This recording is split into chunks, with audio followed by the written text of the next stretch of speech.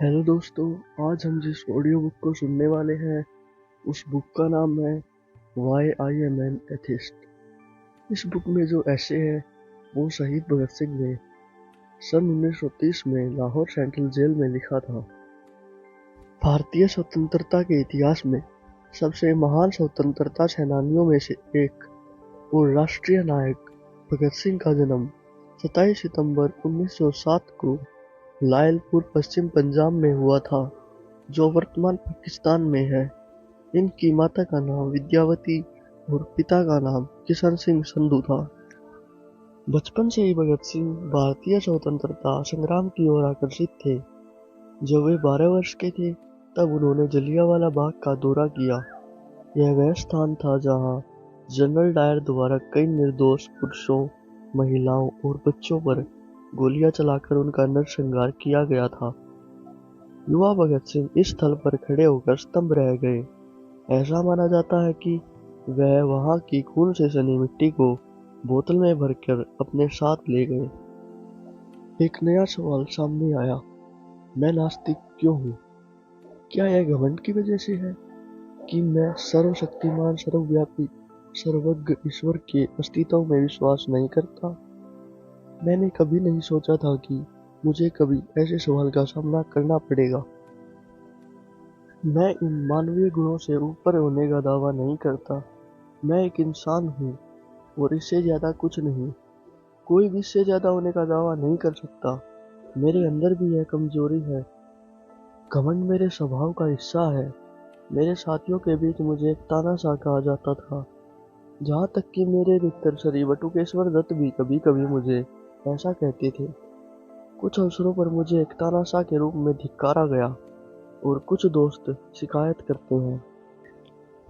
मैं अनजाने में ही दूसरों पर अपने विचार थोपता हूँ और अपने प्रस्ताव मनवा लेता हूँ। यह बात कुछ हद तक सच है, इससे मैं इनकार नहीं करता। यह इनकार हो सकता है। जहाँ तक हमारे पथ का सवाल है, दूसरे प्रचलित पथों के विपरीत मुझमें घमंड है, लेकिन यह व्यक्तिगत नहीं है। हो सकता है यह हमारे पथ में गर्व हो, घमंड न हो।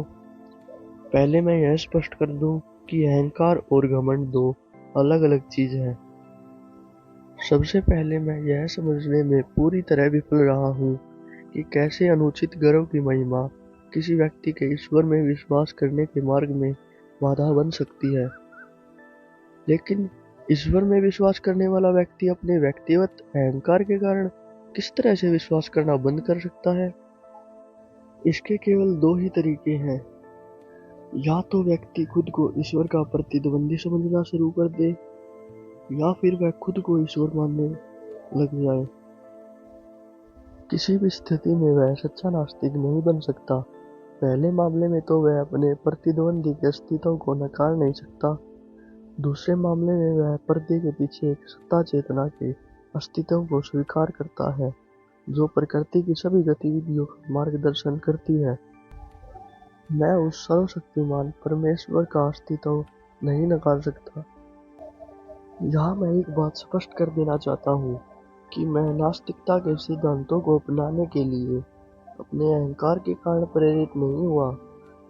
मैं न तो किसी का प्रतिद्वंदी हूँ, न ही स्वयं परमेश्वर। एक बात तो तय है कि मैं इस प्रकार की सोच रखने के लिए अपने अहंकार के कारण प्रेरित नहीं हुआ।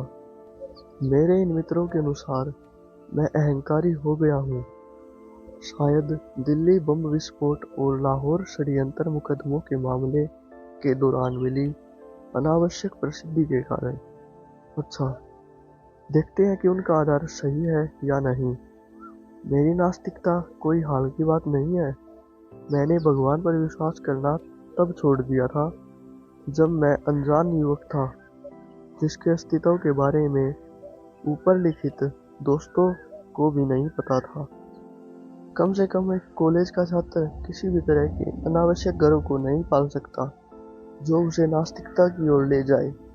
हालांकि मैं कुछ प्रोफेसरों का पसंदीदा और कुछ अन्य लोगों का नापसंद था। मैं कभी भी मेहनती या अध्ययनशील लड़का नहीं था। मुझे घमंड जैसी भावनाओं में लिप्त होने का कोई मौका नहीं मिला। मैं एक बहुत ही शर्मीले स्वभाव का लड़का था। जो भविष्य के करियर के बारे में कुछ निराशावादी स्वभाव रखता था। और उन दिनों मैं एक पूर्ण नास्तिक नहीं था। मेरे दादा, जिनके प्रभाव में मैं बड़ा हुआ, एक रूढ़िवादी आर्य समाजी थे। एक आर्य समाजी नास्तिक नहीं होता। अपनी प्राथमिक शिक्षा पूरी करने के बाद मैं डीएवी स्कूल में दाखिला लिया।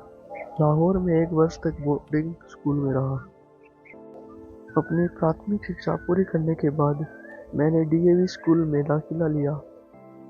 लाहौर में 1 वर्ष तक वहाँ के बोर्डिंग हाउस में रहा। वहाँ सुबह शाम की प्रार्थना के अलावा मैं घंटों गायत्री मंत्र का जाप करता था। उन दिनों मैं एक पूर्ण भगत था। बाद में मैं अपने पिता के साथ रहने लगा। जहाँ तक धर्मों की रूढ़िवादिता का सवाल है, वे उदारवादी हैं।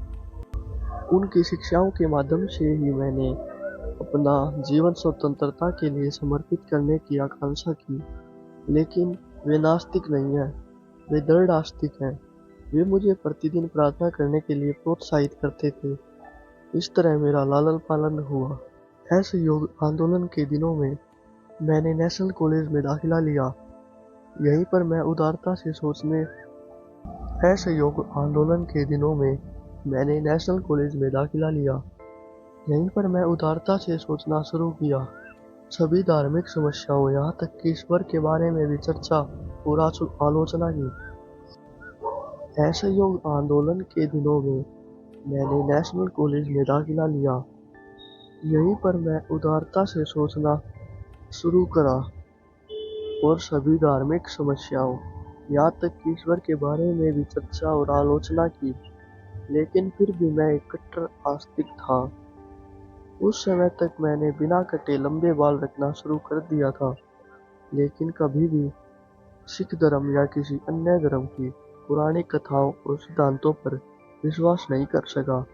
लेकिन मुझे ईश्वर के अस्तित्व पर दृढ़ विश्वास था। बाद में मैं क्रांतिकारी दल में शामिल हो गया। जिस पहले नेता से मेरा संपर्क हुआ, वे भले ही आस्तिक न थे, लेकिन ईश्वर के अस्तित्व को नकारने का साहस नहीं करते थे। ईश्वर के बारे में लगातार पूछने पर वह कहते थे, जब चाहो प्रार्थना करो। नास्तिकता के पंथ को अपनाने के लिए साहस की आवश्यकता नहीं है।